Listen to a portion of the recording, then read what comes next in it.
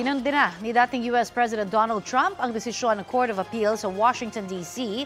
na wala siyang presidential immunity sa mga hinaharap niyang federal election case. Ay kay Trump, nation-destroying o nakasisira sa Amerika ang desisyon ng D.C. Circuit Appeals Court. Sa desisyon ng korte, sinabing hindi nila matanggap ang claim ng dating Pangulo na mayroon siyang kapangyarihan para gumawa ng krimen na makakapawalang bisa sa resulta ng eleksyon.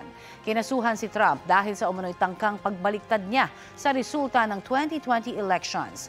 Ipinagpaliban ng korte ang bisa ng kanilang desisyon hanggang February 12 para makapag-apela si Trump. Kapuso, para sa mga maiinit na balita, mag-subscribe sa GMA Integrated News sa YouTube. Sa mga kapuso naman abroad, subaybayan nyo kami sa GMA Pinoy TV at sa www.gmanews.tv.